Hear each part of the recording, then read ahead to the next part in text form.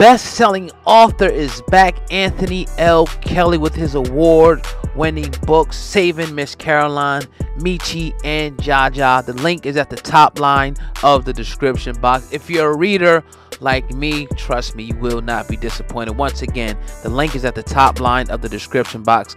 Go claim your copy right now. That was powerful. Yeah. I want to get your thoughts on hip hop media and the narratives that being spun. Like, for example, Nore, it was when he got interviewed on the Breakfast Club was where he apologized, and the allegedly just some people in play within the Breakfast Club. Let me say this. Yes, sir. I think that was a punk ass move. Mm-hmm. And I'd like to know who was behind him. See, I know about blackballing. Yeah. But you see, I broke in and I had this show for 15 years, this TV show, but I was in my 50s and I had a life.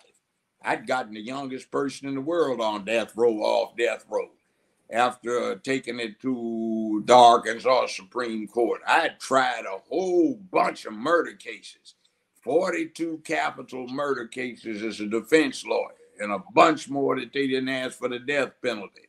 I'd been on the criminal bench elected to 2 8-year terms. I was doing a lot.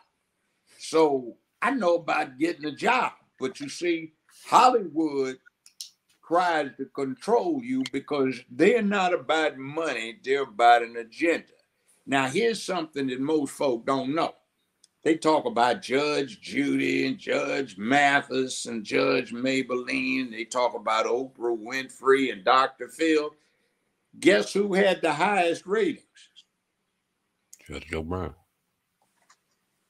I was stepping all over Oprah's feet.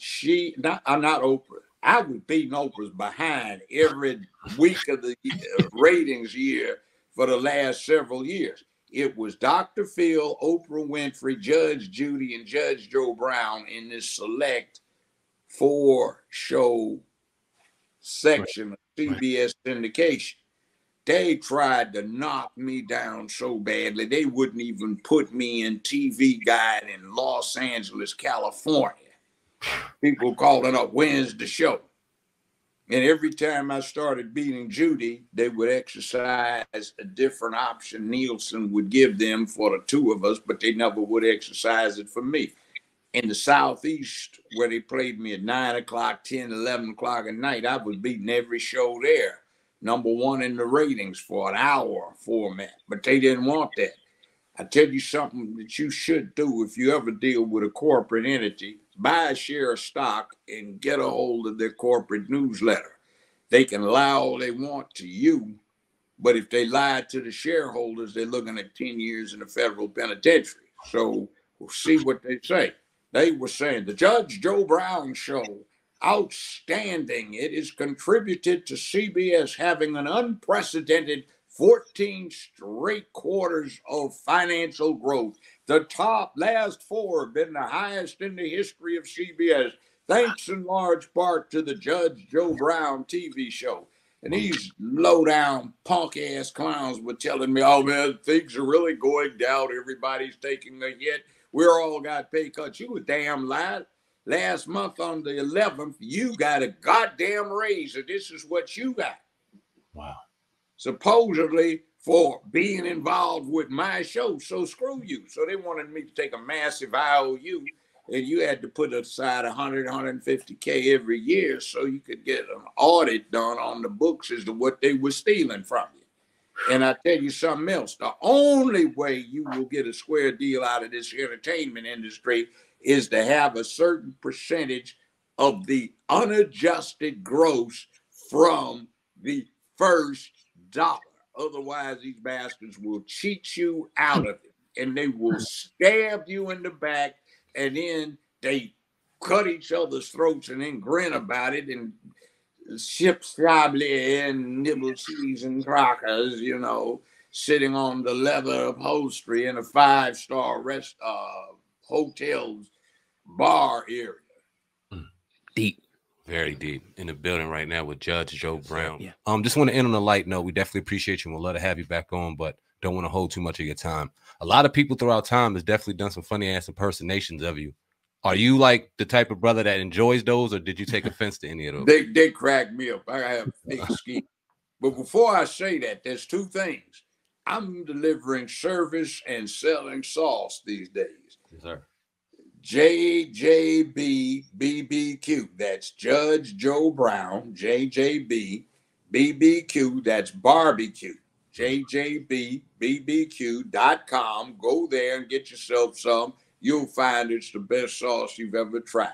And we have it going out on the shelves in California now. We'll be spreading across the country. You can order yourself the stuff online. I'd suggest at least 3 bottles. You'll save a lot on the shipping cost.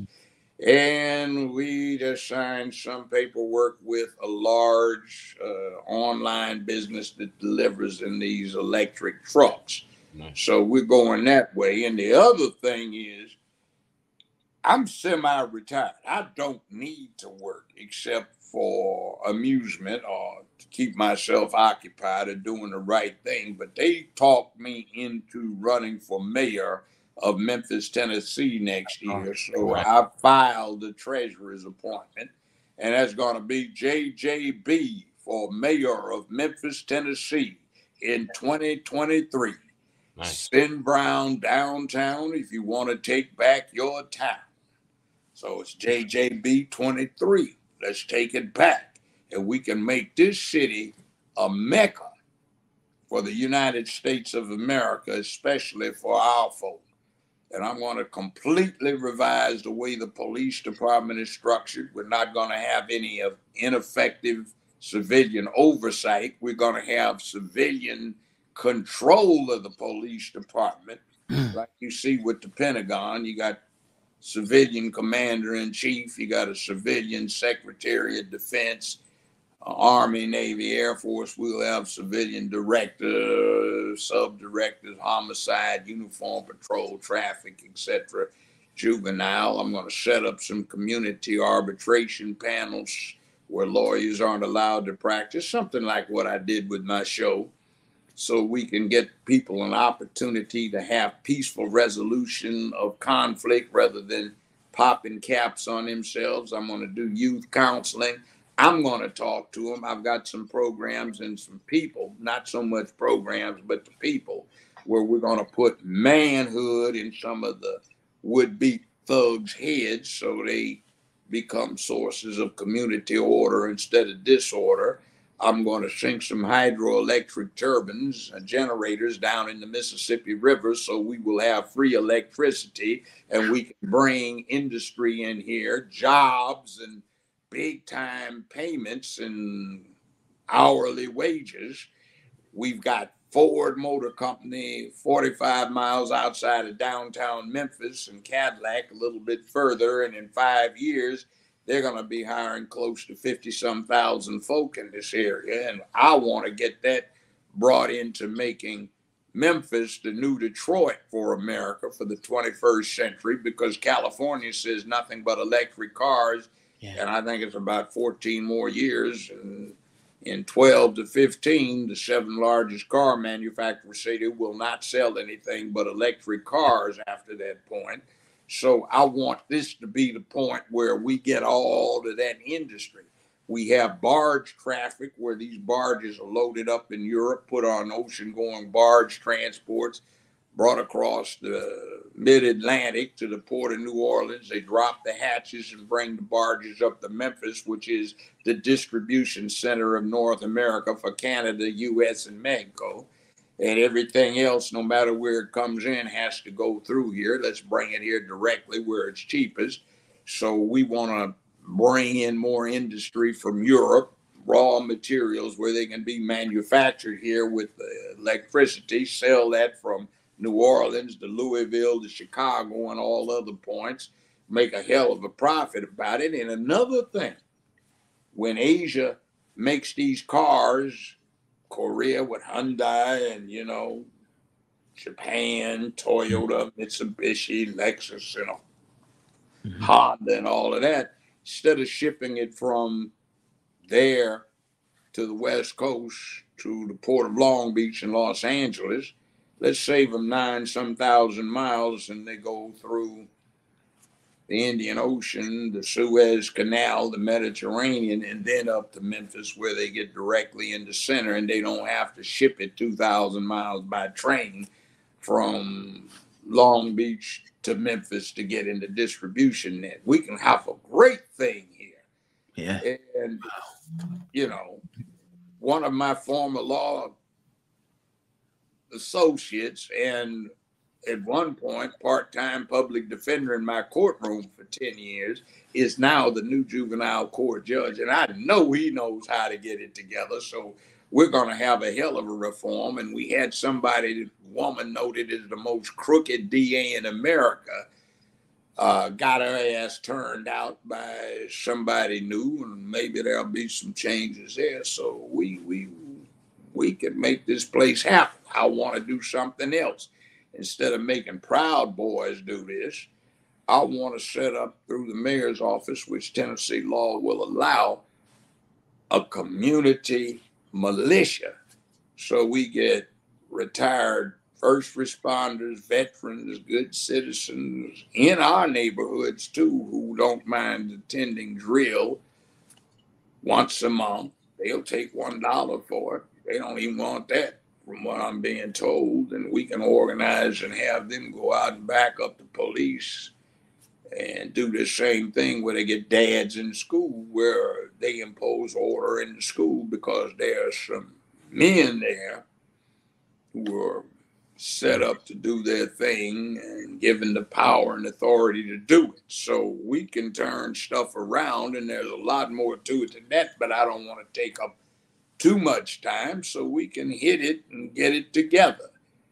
Now, come to Memphis instead of welcoming some of our young folk who are saying, hey, man, I'm from Memphis, man. I had to get the hell on out of there. I want you to come back.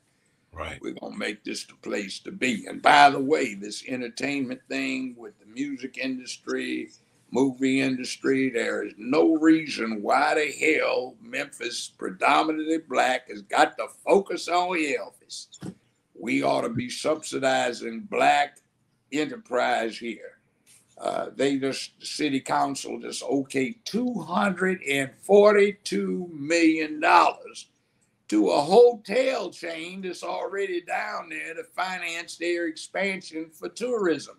Wow. Damn it. Most of the people that live here ain't tourists. We could use the money for black economic development, white, black, brown, red, yellow, small businessmen and whatever. And we can sink city money into other banks, developing them from what they're doing right now with a Canadian bank that's locked everything up here. So we can get these banks to be able to extend credit, financing, and whatever to other people besides the ones that get all the gravy. So, I mean, there's a lot we can do. Absolutely. Yeah, definitely. A legendary interview with a legendary man. We definitely appreciate you, Judge Joe Brown, on the Hip Hop Uncensored podcast. We would love to have you, whenever you're available again, man. Definitely appreciate it. Get with young brother Maurice. He's got my line. He'll get it. For sure. If you guys want to talk to me sometimes about life and things that I can't say on types of places. Statute of limitations hasn't run, and I still have people want after me because I was the last judge on that James Earl Ray matter. And if he hadn't died, I would have written an opinion that he was not the killer. And in fact, the FBI supplied the murder weapon, the ammunition, and recruited the two-man team that killed him from the fire station, not the flop house and not the museum. That was one of my questions. I was going to ask you that. Man. Yeah, well, I thought you were going to. Everybody likes to. And it's a shame that this colored caucus is out there. Oh, my God, the FBI. Do you realize what the FBI is? Yeah. They got created before World War I to go after the first black world heavyweight champion, Jack Johnson, because the white women liked him too much. In fact, he wound up with a white wife. So they set up the FBI to do the studies to get what they call the Mann Act. Now, you may recognize the Mann Act. They went after R. Kelly with it, and they convicted him of it, amongst other things. Yeah. So Jack Johnson got arrested when he was on a train with his white wife. And they went across Georgia for 15 minutes on the way to a seaport. When they stopped, the nascent FBI jumped on board and arrested him because at that time, Georgia said you couldn't have a white wife.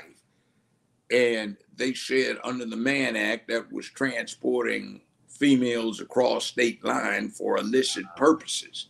So he got convicted. He escaped, escaped from federal custody and fled to Europe, where he was in France for a long time until his mama did one of those crazy things. I want my boy to be back. I want to see him one more time. So he snuck back in the United States, got caught, had to serve his time, got out, got killed in a car wreck in 1946. And my parents and my grandparents thought of Jack Johnson like most of us think of Muhammad Ali. So, I mean, he was the brother that nobody could whip him, and he was whipping. I mean, these fights would be 48 and 50. I think he fought one fight, 54 rounds, and he was putting folk down. I mean, couldn't anybody stay? He'd be grinning when he was knocking folk out. You know, yeah, man, right on, brother, go ahead. You know, this is like, at my age, there were a lot of people younger than me that were black, had been alive during the Civil War as grown folk. And they were going, yes, yes, you know. I mean, this was heroic, white women aside, you know. And at that point, we all had this thing about white men taking whatever black women they wanted to have. And, you know, when I first started practicing here 50 years ago, I'd get up in the rural areas of Tennessee and everybody was brown or dark in the family, and they got somebody with blonde hair, and nobody said anything because mama was coming back being a maid, and some white boys were coming home from a football game drinking beer, and they decided to get them some black nookies. So, you know, wasn't anybody upset about that. Yeah, return the favor, man. Yay. You know. By the way, I grew up in Los Angeles, California, in case that didn't come out, but I've been in Memphis for 50 years. Got sent here on a JOB. I had a fellowship out of Howard, Community Laureate Fellowship. I didn't go to Howard Law. I went to UCLA Law. Got here, little resume. I grew up in South Central Los Angeles, went to John Muir Junior High School, a little bit of manual arts, and then I went to Dorsey High. Then I went to UCLA, did some substitute teaching. And if anybody is listening, by the way, go down to 79th and Western, down in the hood, and go to D's Original Takeout Grill with Chef Damon's there. He does catering for all of the black celebrities out there. And he will give you that barbecue cooked up, either pig, cow, duck, chicken. Well, I don't know about duck, turkey, lamb, goat, fish, you name it. He does it. Greens, good stuff. Check it out. You'll enjoy it. Again, that's a little sale, you know. I don't. We a little vacation money, you know. And I'm single, so, you know, I feel like the ladies, I ain't as good as I used to be, but most of the time I'm better than I ever was. So, you know.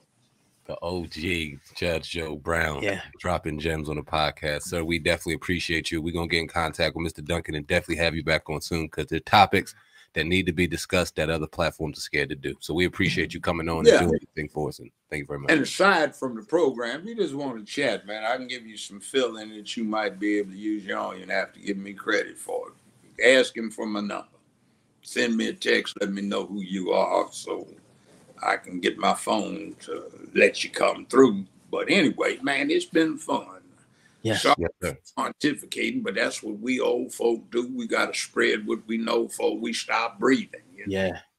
No, we appreciate it. We appreciate the wisdom and pray that we get it one more time, man. Thank you, Judge Joe Brown on the Hip Hop Uncensored podcast.